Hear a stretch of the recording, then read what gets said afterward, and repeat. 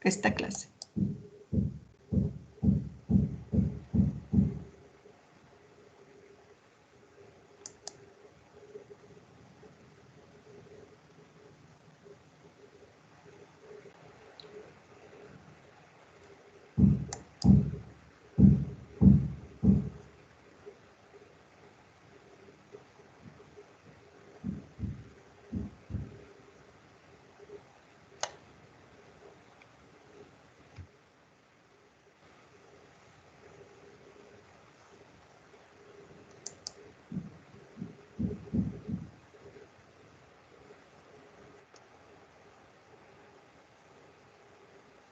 El tema con el que vamos a iniciar esta semana es organización del genoma de las células microbianas. En este tema quiero que por favor revisen el capítulo 4 de su libro Biología de los microorganismos de Brock. En este capítulo vamos a ver algunas situaciones muy importantes acerca del genoma de las células microbianas. Entonces, quiero que pongamos atención en lo siguiente. Así se les voy a dejar. Cuando hablamos de genoma, genoma bacteriano, estamos describiendo lo que es, ¿sí?, en una célula eucariota, lo que es en el núcleo. Ahí vamos a encontrar todo el material nuclear, ¿verdad? En una célula procariota, el genoma pues está representado por todo su DNA. Recordemos que los procesos vitales de una célula están controlados por su conjunto de genes, o sea, el genoma. Un gen es un segmento de DNA que codifica una proteína o una molécula de RNA. Decimos que es la unidad funcional de la información genética. Un gen es un segmento de DNA que codifica una proteína o una molécula de RNA. ¿Dónde están localizados los genes? Están localizados en los cromosomas o en los elementos genéticos. El principal elemento genético en procariotas, no se nos olvide, el principal elemento genético en procariotas es el cromosoma.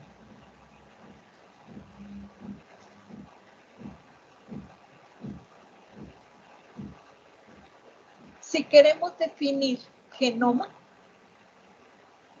decimos que se refiere al conjunto completo de elementos genéticos, genes, dentro de la célula.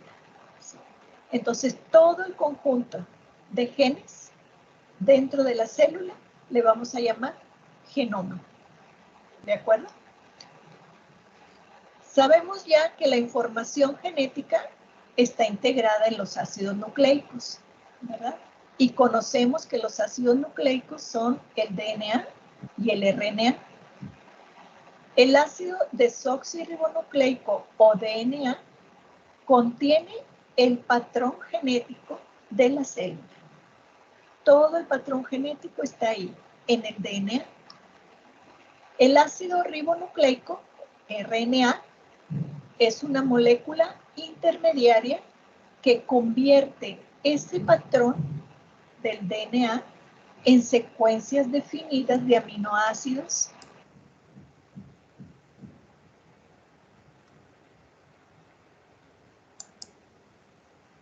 muy bien. Espérame tantito. Sí, profesora. Espérame tantito. El tema con el que vamos a iniciar esta semana es organización del genoma de las células microbianas. No, es que algo pasó aquí. No hay cómo salirme.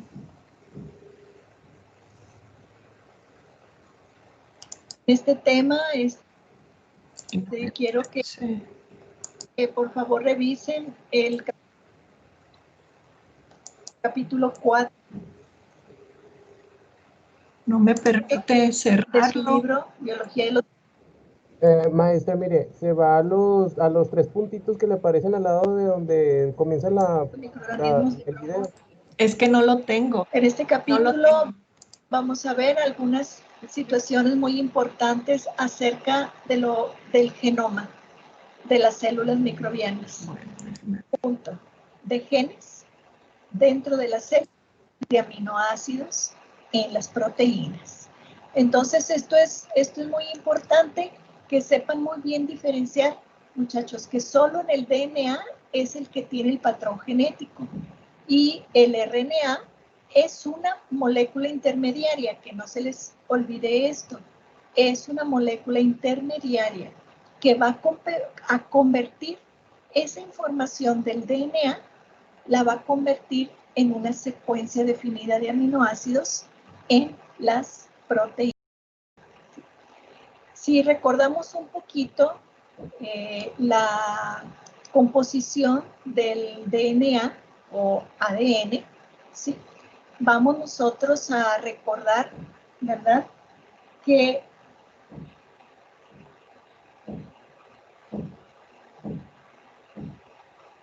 las fibras del DNA, recuerden ustedes que en procariotas son, ahorita lo vamos a volver a repasar, son 2 fibras, ¿sí?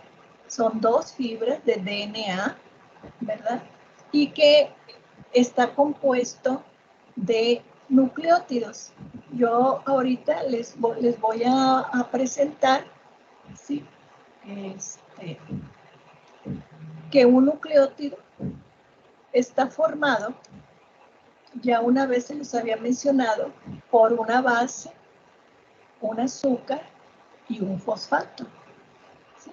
Lo que podemos ver en este recuadro, aquí tenemos una base nitrogenada, un azúcar y un grupo fosfato. Esto es lo que llamamos un nucleótido. ¿Sí? En cambio, cuando solamente existe una base nitrogenada unida al azúcar, le llamamos entonces nucleósido. Una base nitrogenada con el azúcar le llamamos nucleósido.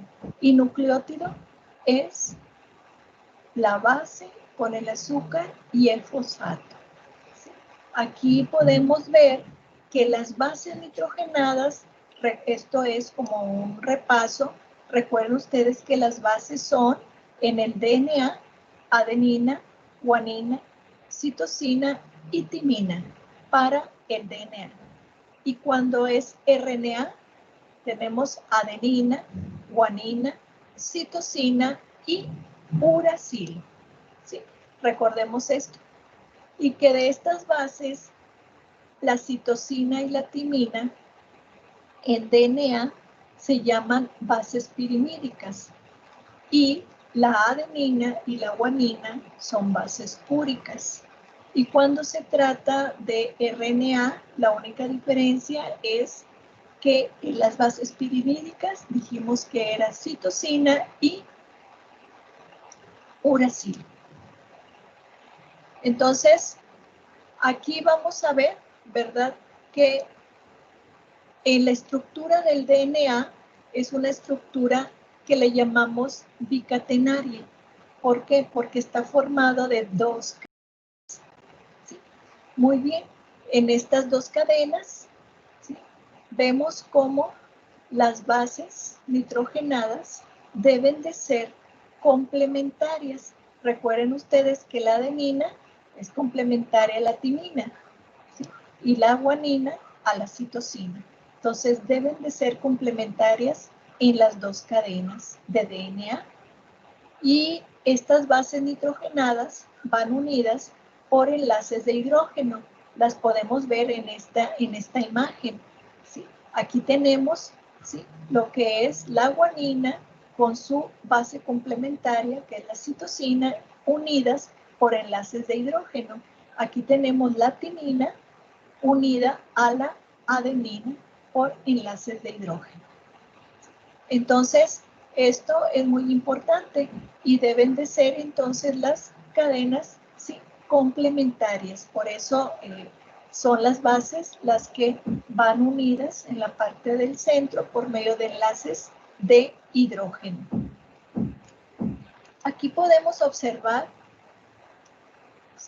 las cadenas complementarias. En muchos dibujos, imágenes, nos ponen las dos cadenas, ¿verdad? Una en color verde más pálido y otra en color verde fuerte. Esto está representando, ¿sí? Está representando lo que son, ¿sí? El azúcar con el grupo, ¿sí? Con el grupo fosfato. Los colores rojo y amarillo están representando las bases. Vean ustedes cómo aquí está la adenina con la timina, la guanina con la citosina, que está representada por estos colores rojo y amarillo. Y esto son las cadenas del azúcar unido al fosfato, como va aquí, de esta forma. De tal manera que todo completo lo podemos ver de esta forma. ¿Sí? Muy bien. Los ácidos nucleicos que vimos son el DNA y el RNA. Como repaso, en el genoma de las células, el DNA, dijimos, es bicatenario. Cada cromosoma está formado por dos cadenas de DNA. Recordemos que en células procariotas, todo el cromosoma, sí, es todo su material. Su genoma es todo el cromosoma. Es una sola molécula de cromosoma que por lo general es circular y covalentemente cerrada. Son raras las ocasiones en que se pueda encontrar lineal. Las cadenas se mantienen unidas, dijimos, por puentes de hidrógeno entre las bases, que no se nos olvide eso, ¿sí? Entonces, cada cromosoma, ¿sí?, procariota tiene millones de nucleótidos, ¿sí? Estos puentes de hidrógeno, que son los que unen las bases, ¿sí?, son más estables, mucho más estables, cuando las bases que van a unir pues son las complementarias, como la guanina con la citosina y la adenina con la timina. Esto asegura que las dos cadenas sean complementarias. No se les olvide, ¿verdad?, lo que significa esto, que deben de ser complementarias, ¿verdad?, en sus secuencias de bases, que son las que van unidas por enlaces de hidrógeno. El flujo de la información genética, recuerden ustedes que iniciamos la información genética, va primero del DNA, ¿sí?, al RNA. Principales tipos de RNA que participan en la síntesis de las proteínas. Probablemente esto ustedes ya lo saben, ¿verdad?, ya que el flujo de la información es DNA, RNA. Pero RNA hay varios tipos y tienen funciones diferentes, ¿sí? Entonces, primeramente mencionaremos que un tipo de RNA es el mensajero, ¿sí? Este es el mRNA, RNA mensajero. Esta molécula es monocatenaria, es una sola cadena y lleva la información genética del DNA hasta el ribosoma. Fíjense la función tan importante, por eso habíamos dicho que el RNA es una molécula intermediaria que va a llevar la información del DNA hasta el ribosoma, ¿sí? Cada grupo de 3 bases le vamos a llamar un codón, ¿sí?, de una molécula de RNA y que codifica un solo aminoácido. O sea, por cada 3 bases, o sea, por cada codón, se va a codificar un aminoácido.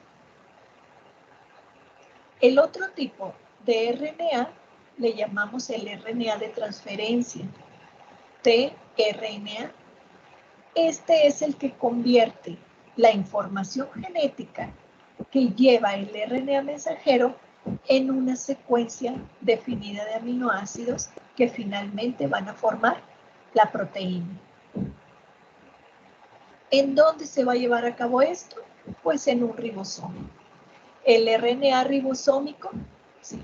rRNA, ¿sí? Son los componentes estructurales y catalíticos del ribosoma. Recuerden, una vez yo ya les mencioné que un ribosoma está formado de proteínas y de RNA, ¿sí? Ese RNA es el RNA ribosómico o ribosomal. Entonces, estos son los tres tipos de RNA con funciones, como ven ustedes, muy diferentes. RNA mensajero, RNA de transferencia y RNA ribosómico. Muy bien.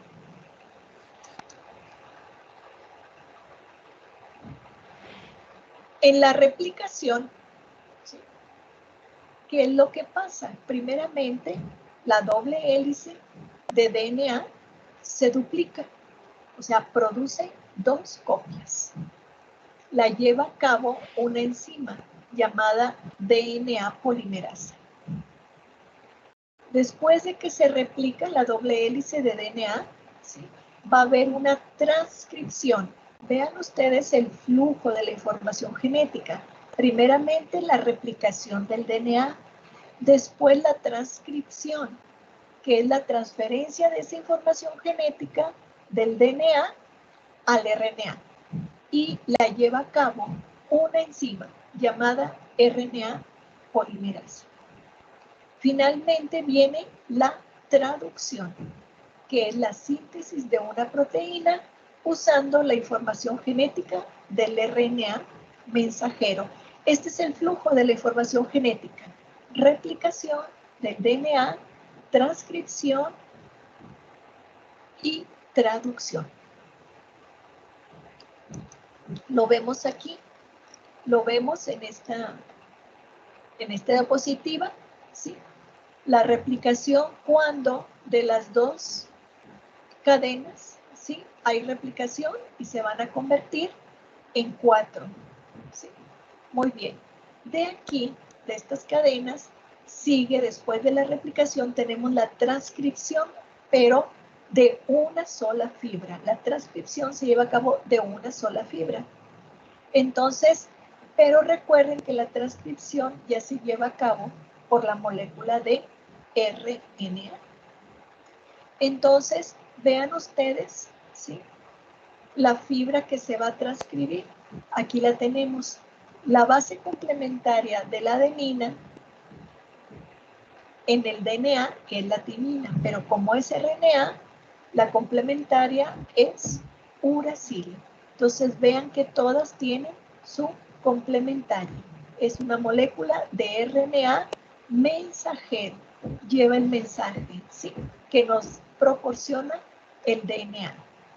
Después de la transcripción viene la última fase de la información genética, que es la traducción o síntesis de proteínas, que dijimos que se lleva a cabo en los ribosomas. Entonces se lee la información en un ribosoma del RNA mensajero y por cada 3 bases dijimos que le íbamos a llamar como un codón. Este es un codón, este es otro codón, otro codón. Entonces, este codón codifica para la fenilalanina, este codón codifica para la valina y así subsecuentemente. ¿De acuerdo? Entonces, esto se va codificando hasta formar una proteína completa.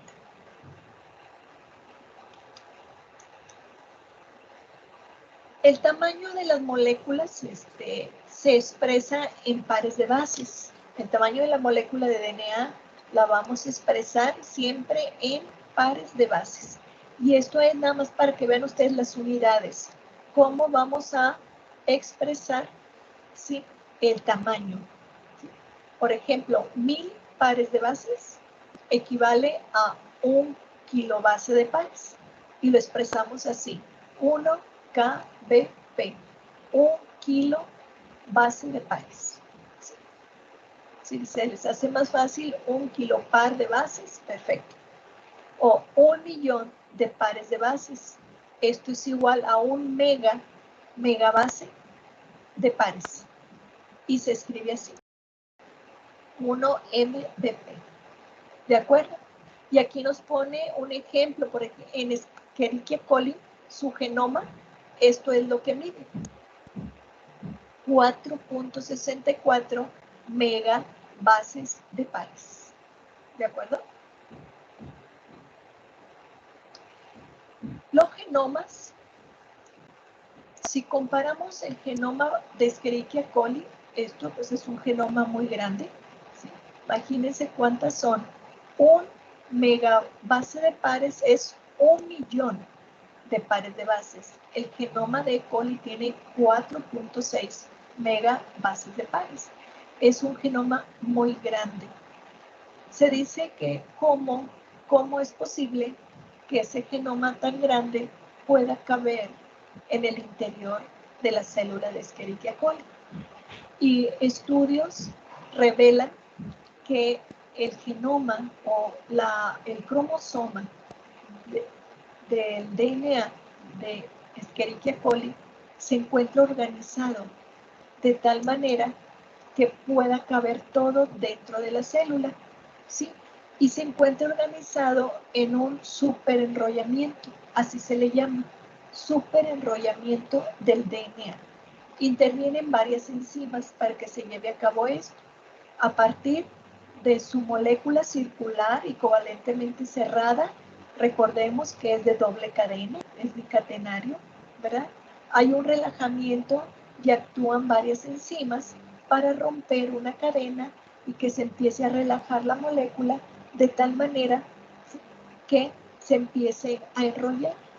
Hay un DNA cortado, relajado, se rota, ¿sí? En un extremo de la cadena, alrededor de la hélice, ¿sí? Y se sella, de tal manera que queda un superenrollamiento circular del DNA, ¿sí? Y de forma que va a formar estos llamados dominios superenrollados. Forman muchos dominios superenrollados y están organizados por una serie de proteínas, que no se menciona el nombre, pero estas son proteínas que están ayudando a la organización de estos dominios superenrollados. Y es una forma en que la bacteria puede organizar muy bien todo su cromosoma en el interior de su célula.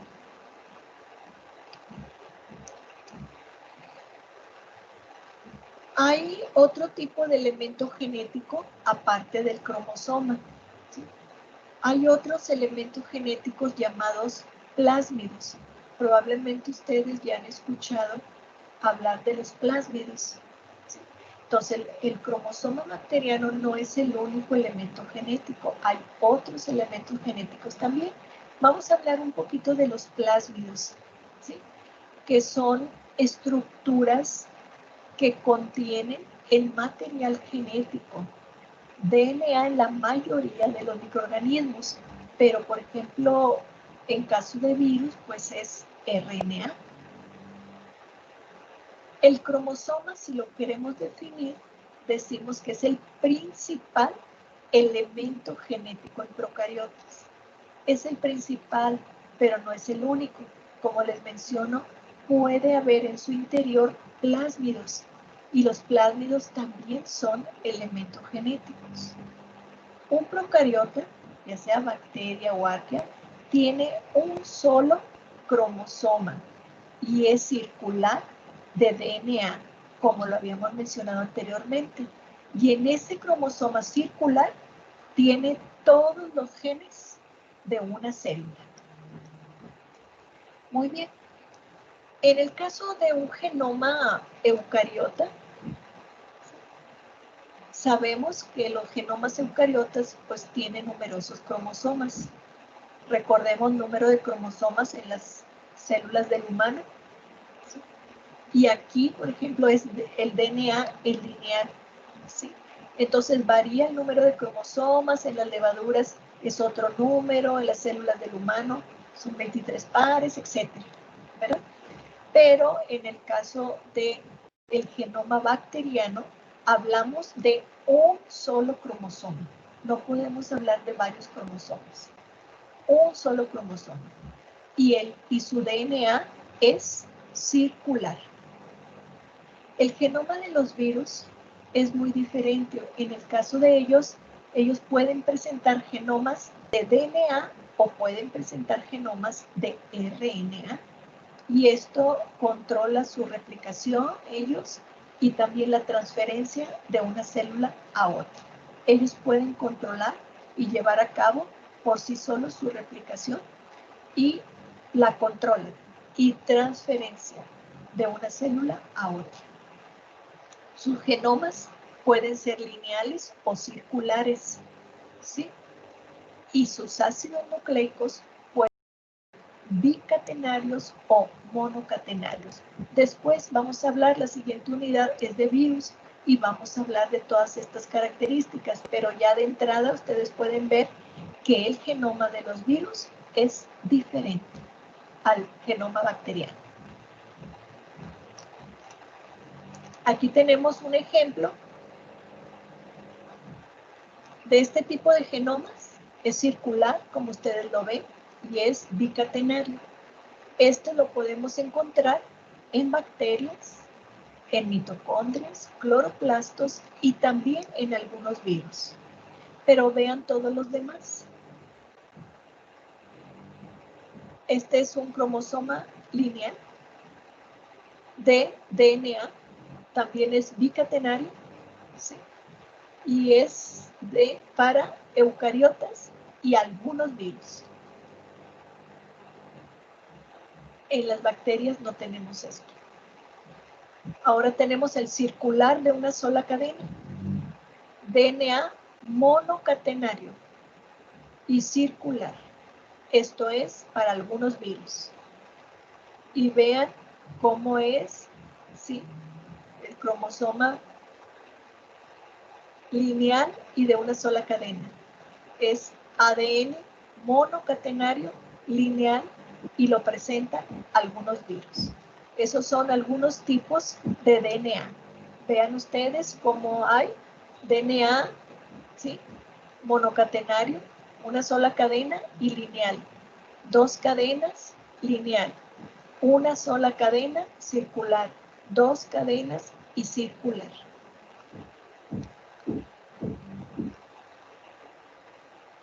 Muy bien. Ahora, decimos que un elemento genético extra cromosómico es a lo que llamamos un plásmido. ¿Sí?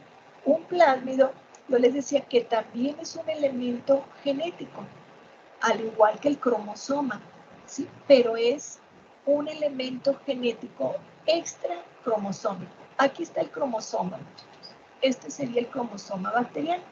¿Sí? Pero podemos encontrar elementos genéticos, ¿sí?, extra, fuera del cromosoma, como lo tenemos aquí, ¿sí?, representado. Esto es lo que llamamos un plásmido. Un plásmido, elemento genético extra cromosómico. ¿Sí? Aquí se ve al microscopio electrónico. ¿Cuál es la función de los plásmidos? Hay algo bien importante que debemos de comentar en los plásmidos, ¿verdad? Entonces, una cosa es que estos plásmidos se pueden replicar independientemente del cromosoma. Vean este dibujo que está representando a una bacteria. Este es el ADN bicatenario, es el cromosoma de la bacteria, ¿sí?, circular y de doble cadena. Y aquí tenemos, ¿sí?, material genético extra cromosómico. No pierdan de vista el de color rojo, que es el cromosoma de la bacteria. Y este es material extra cromosómico. Si ustedes se fijan, ¿sí?, también lo tenemos circular y de doble cadena. Se llaman plásmidos. Plásmidos.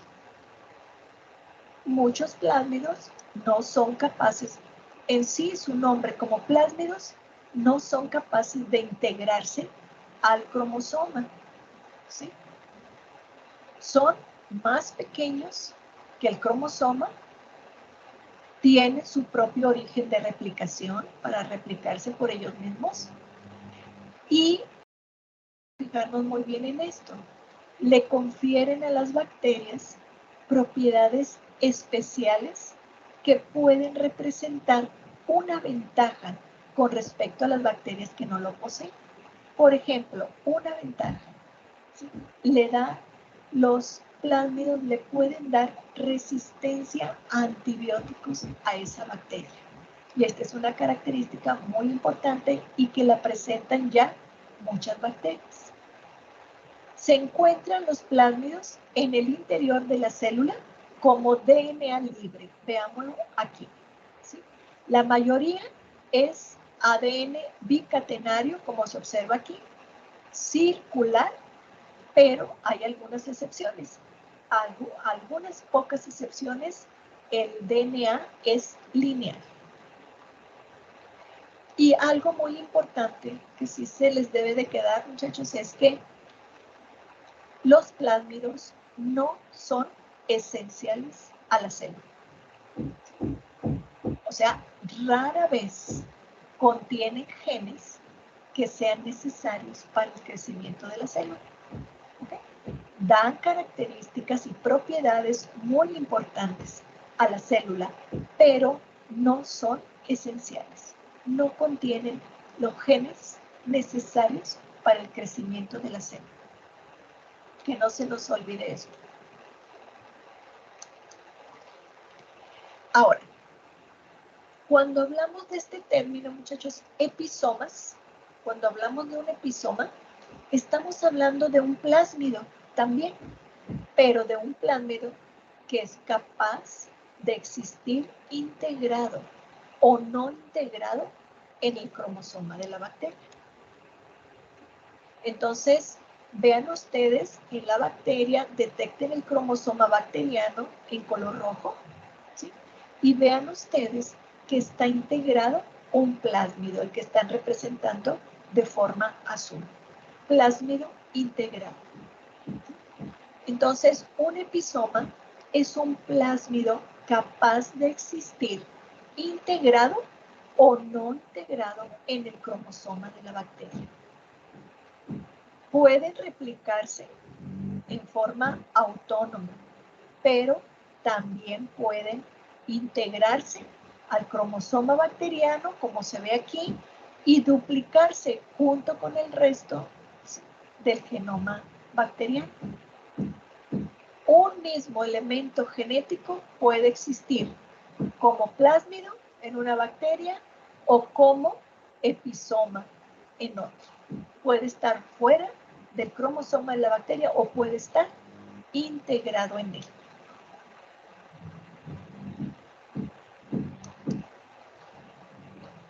Entonces decimos que los episomas pueden integrarse al cromosoma y se pueden replicar bajo el control, ¿sí?, del cromosoma bacteriano. Ahora, hay diferentes tipos de plásmidos, ¿sí? Vamos a mencionar estos tres y que los podamos diferenciar muy bien. Los plásmidos conjugativos son los que dirigen su propia transferencia mediante el contacto entre células. La región TRA contiene genes que codifican para la transferencia y la replicación. Si recuerdan ustedes cuando hablamos de la conjugación, ¿verdad?, que era un proceso en el que se transfería parte del material genético de una célula donadora a otra receptora a través de un PIF, ¿sí? Aquí los plásmidos conjugativos, ellos dirigen su propia transferencia, ¿sí?, pero debe de haber el contacto entre las dos células. Este plásmido debe de presentar una región que se llama región TRA, ¿sí? Esa región tiene los genes que van a codificar para que se pueda transferir, ¿sí?, de una célula a la otra y replicarse. Esos son los plásmidos conjugativos, ¿sí? Dirigen su propia transferencia mediante el contacto entre células. Ahora, los plásmidos no conjugativos no pueden transferirse por sí mismos a otra célula. Yo creo que eso sí está claro. Y finalmente, un plásmido críptico, no hay mucha información de ellos y solo se sabe que se replican, pero no se sabe qué otra función tienen ellos. Entonces, es muy importante la presencia de los plásmidos y ahorita vamos a ver algunas propiedades más que le dan a las células. Pero vamos a ver un mapa genético de lo que es un plásmido de resistencia, como este que estamos viendo aquí.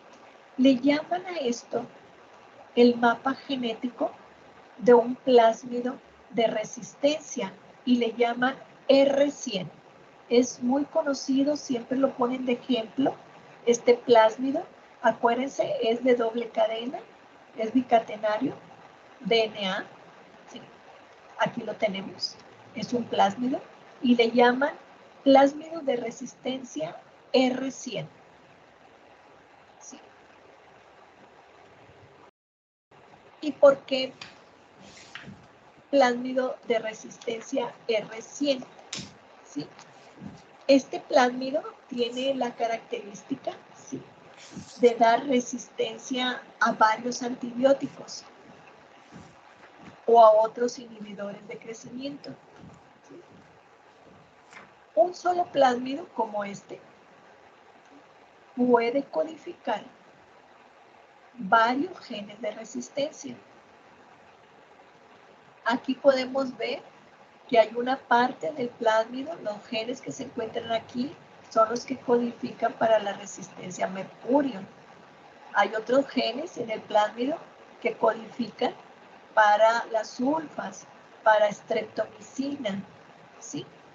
Hay sitios de inserción como estos que están aquí. Y aquí podemos ver que aquí se encuentran los genes que codifican para la resistencia a las tetraciclinas, en esta parte. ¿Sí? Y tenemos una región muy grande que abarca desde aquí hasta acá, ¿sí? Y que todos estos genes codifican, ¿sí?, para la transferencia, para que se pueda transferir, como dijimos ahorita, ¿sí?, en forma conjugativa de una célula a otra. Entonces, son funciones muy importantes y si se fijan, codifica para resistencia a varios antibióticos o inhibidores, ¿sí?, o inhibidores del crecimiento. Este círculo del centro, ¿sí?, es lo mismo que el de afuera, pero aquí nos está representando el tamaño de ese plásmido en kilobases de París. Vean ustedes que el tamaño es 94.3. Y es nada más para ver dónde están ubicados los genes de resistencia, más o menos a qué altura, de cuántos kilopares de bases de París, ¿verdad? Entonces, una célula con resistencia múltiple a muchos antibióticos puede contener uno de estos plásmidos o puede contener varios plásmidos R diferentes. Una sola célula puede contener varios plásmidos R. De ahí la gran importancia que tiene y la resistencia que han adquirido muchas bacterias a los antibióticos y a diversos antibióticos. La mayoría es por la presencia de plásmidos R.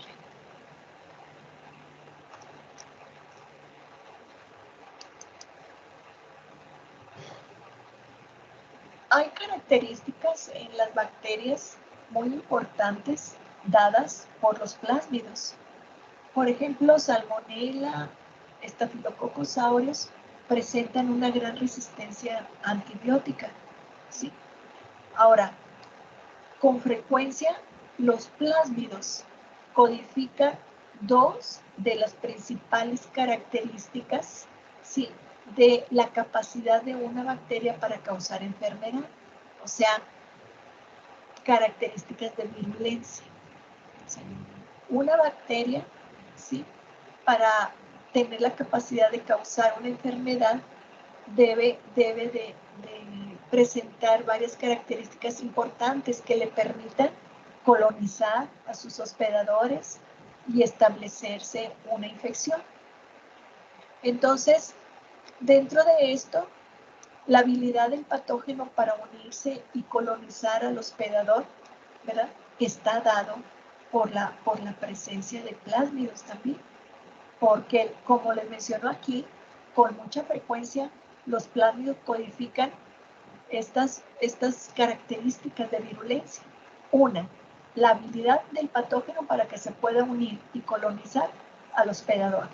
Y otro, para que produzca toxinas, enzimas y otras moléculas que causan daño al hospedador. De ahí la importancia que tiene la presencia de plásmidos en estas bacterias para que ellos puedan, ¿sí?, unirse a las células de su hospedador y que les causen, ¿sí?, el daño con la producción de toxinas y moléculas que le causan daño a la célula del hospedador. Hay muchas bacterias que producen, ¿sí?, unas sustancias llamadas bacteriocinas. Probablemente las han escuchado, ¿sí? Producen bacteriocinas. ¿Y qué son? Pues son sustancias que son análogas, muy parecidas a los antibióticos. Entonces, estas sustancias bacteriocinas son proteínas que matan o que inhiben a especies que están estrechamente relacionadas con ellas, ¿sí? Entonces, las bacteriocinas también están codificadas en plásmidos, ¿sí? Entonces, es muy común hablar de bacteriocinas, son estas sustancias químicas que producen, sí, algunas bacterias que son codificadas en plásmidos y que tienen la función de matar o inhibir especies muy relacionadas con ellas en cuanto a bacterias. En el caso de Rhizobio, su habilidad para interaccionar con plantas y formar nódulos que fijan el nitrógeno, sí, depende también de varios plásmidos. Para que vean que la aplicación de los plásmidos, o sea, es a gran escala, sí, es en medicina, en la agricultura, etc. Y esto es muy importante, ¿verdad? Hay otros elementos genéticos.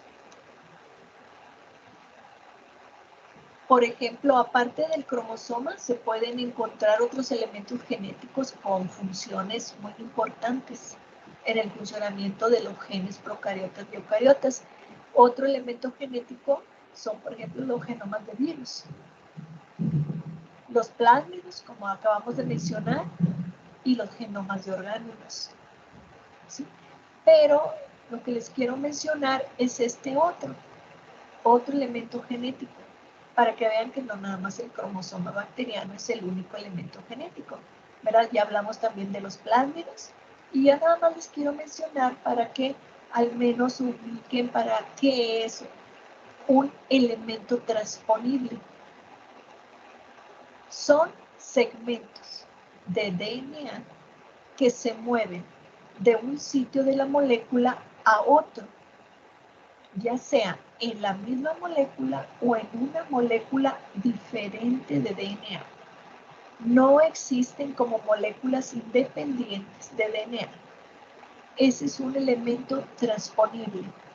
Nuevamente, son pequeños segmentos de DNA que se pueden mover de un sitio de la molécula a otro, ¿sí?, ya sea en esa misma o en otra molécula de DNA diferente. ¿Okay? Y para terminar con esta parte de los plásmidos, que esta va a ser la primera parte, vamos a finalizar con esto, esta primera parte, y vamos a ver algunos fenotipos conferidos por plásmidos. O sea, ¿cuáles son, qué características es lo que le dan los plásmidos a ciertos, ¿sí?, organismos procariotas que los presentan, estos plásmidos? Por ejemplo, miren, organismo procariota, Streptomyces. Streptomyces es una bacteria que se caracteriza, ya les había hablado yo un poquito de ello, se caracteriza por la producción de antibióticos, ¿sí? Bueno, pues estos antibióticos que produce Streptomyces es por la presencia de plásmidos. Así como veíamos ahorita que el plásmido, el R100, tiene genes, ¿sí?, de resistencia para varios antibióticos. Bueno, pues aquí tenemos Streptomyces, ¿sí? Que es productor a gran escala de antibióticos, ¿sí? Es a través de la presencia de plásmidos. Y tenemos muchos ejemplos, ¿sí? Bueno, aquí tenemos un amplio rango de bacterias, todos traen plásmidos para que les den resistencia a antibióticos y resistencia a metales pesados, ¿sí? Miren, por aquí tenemos Escherichia coli, tiene plásmido que le da, sí, la característica de producir un enterotoxina y un antígeno K. Tenemos a Bacillus anthracis, que tiene un plásmido que le da la característica de producir toxinas, ¿sí? Las del anthrax, y también para que forme cápsula. Staphylococcus tiene plásmidos, ¿sí? Que le dan la característica de ser coagulasa, positivo, hemolicina y producir enterotoxinas. Y así podemos ver una gran cantidad de ejemplos, ¿sí? de procariotas que presentan en el interior de sus células plásmidos y que les da diferentes características fenotípicas. Aquí tenemos un ejemplo de algunos de ellos. Hasta aquí vamos a terminar con esta primera parte y vamos a continuar, ¿sí? Con la segunda parte, que es de mutaciones, pero quisiera que la vean bien, que la repasen bien y que revisen el capítulo 4 de su libro de Brock.